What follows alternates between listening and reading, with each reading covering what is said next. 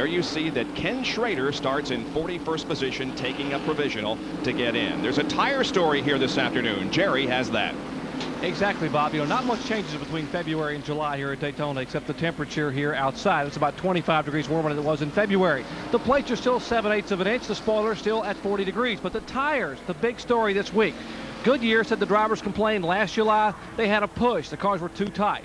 They only had 3/8 of an inch stagger across the radials. They came back this July with a different set of radials, a softer left side tire, and now the stagger 1 full inch. Now the drivers are complaining the cars are too loose. They really slip and slide, entering the corner and coming off. And remember, when a car gets behind you and takes rear air off your spoiler, your car's going to get even looser in traffic. So the early laps could really be a problem. Now, a lot of the crews have been fighting that problem all week, trying to adjust the front sway bar, going to a bigger bar, 1.25 to 1.5 inches.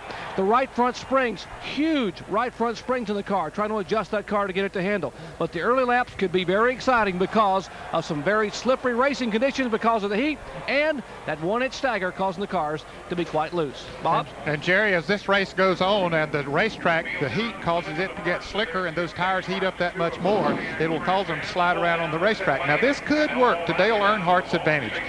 When they were running the bi-supply tires, he liked a lot of stagger. Of course, you had that luxury with the bi-supply tires. This is the most stagger they have ever had in a radial tire under racing conditions. Earnhardt tested the tires here, and so maybe he said to Goodyear, hey, we need 1 inch stagger. Maybe it'll just suit his style and the setup for that Goodwrench Chevrolet to a T. Our in-car cameras today are being carried by Morgan Shepherd. Car number 21, the Citgo Ford. Bobby Hillen carries one of our in-car cameras also. Heilig Myers Ford Thunderbird. And Jeff Bodine in the Motorcraft Ford will also be carrying one of our cameras. We'll be riding along with those three gentlemen as they negotiate Daytona International Speedway. Bob, to follow up a little bit more on the story that Jerry was talking about and all the changes that they were making on springs and sway bars and all that kind of thing, there were a lot of changes made this morning. After yesterday's practice, they simply did not have the cars, many of them, the way they wanted them. So they made a lot of changes this morning, guessing, as they say. As these cars pulled off pit road today, Ned, to back up exactly what you're saying, they worked on their cars so hard this morning, they were not able to get the steering wheel back in the right position. These steering wheels on the race cars, the drivers are able to slide them off and put them back on. I saw about 8 cars stop on the racetrack.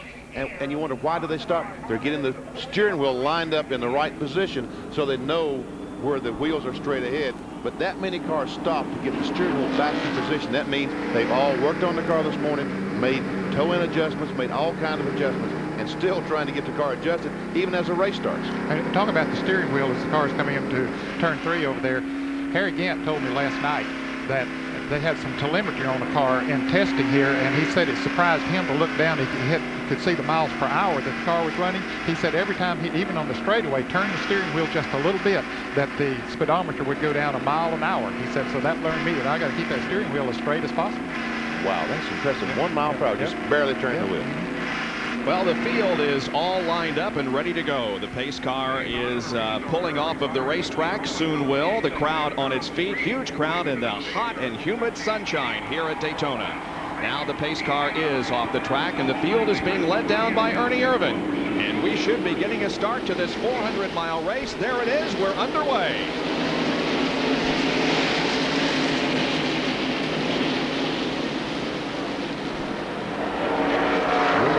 Talladega, when these cars stayed 2 abreast for about 3 or 4 laps, I don't think we'll see this in Daytona. Probably not. In fact, they got 3 abreast there early in the race and stayed that way for a long time too, but you probably will not see that. This track is not as wide as Talladega for one thing, but oh, a car spinning. Already a crash up in turn number 2. Car up against the wall. Everybody else gets by okay, but it is Jimmy Hensley in car number 7 who has made contact with the wall. The family Channel 4 Thunderbird is against the wall in turn number 2 as the rest of the field comes down to the caution flag. Well, that didn't take long. Sure didn't. Here, Ernie Irvan trying to win the race. And look at Kyle Petty on the outside.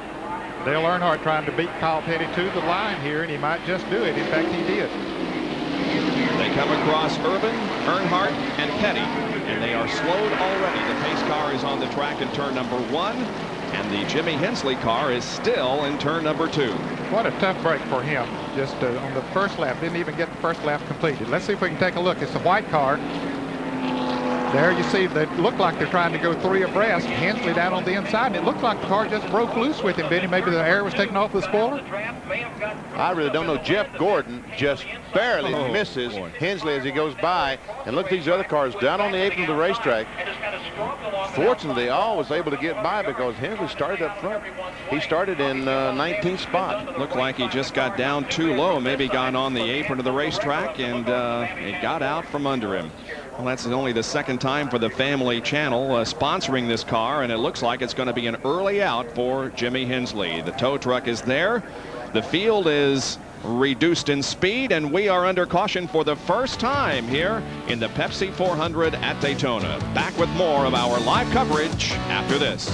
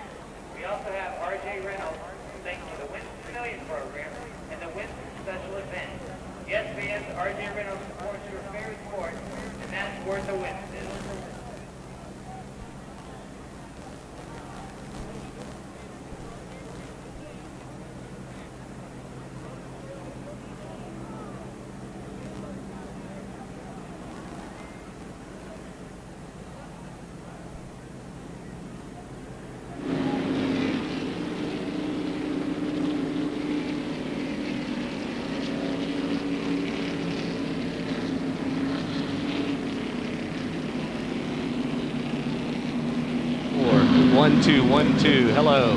Does it sound better? I'm talking about as loud as I will.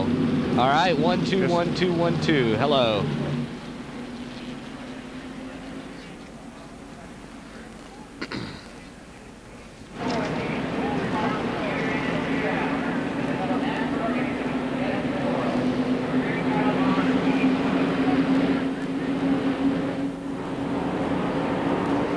ESPN Speed World today at Daytona for the Pepsi 400, and the field is under caution. We had a crash on the very first lap in turn number 2. It involved Jimmy Hensley. Watch the middle of your screen. The white car gets down low on the track and loses it. Just goes around, and I guess that's Wally Dallenbach and Greg Sachs right behind him. But watch Jeff Gordon as the car goes back up the racetrack. Look at Jeff Gordon. They're almost meeting head on. Look how close it was for Gordon, getting in the side of that Family Channel Ford. Jeff has been involved in a couple of crashes this year in that manner, and I'm sure he was thinking, oh boy, here we go again, but he missed. There is the young Rookie of the Year candidate who is leading rookie points at the halfway point of the season. Jerry Punch is down on pit road with Danny Glad as the car comes into the pit area. And Danny's the head engine builder. Danny, did Jimmy Hensley give you any indication as to what might have happened up there? Well, Jerry, he said he thought he might have had a right rear tire cut down. He hadn't said a whole bunch. He said he's okay. He said the car is not that good a shape. We're going to try to fix it, get back in the race. Some of Jeff Bodine's crew said that Jeff said he was sitting right behind him in the car right behind Jimmy. He said the car went down like it had a right rear cut or blowout, and it went around on him. Nothing much he could do.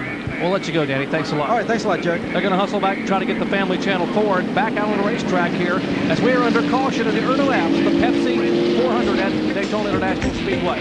Back with more from Daytona after this.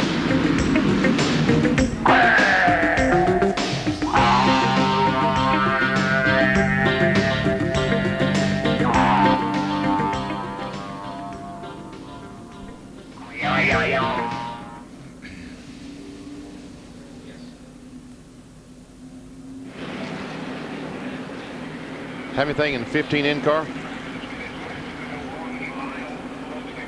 bet you. Before I forget it, Lenny is going to take my car back to the. You can get rid of that 3x5 there. Thank you. Apparently, Bodine told his crew he could see the right side of the car just drop down like he must have cut a right rear tire. So that's what Danny said.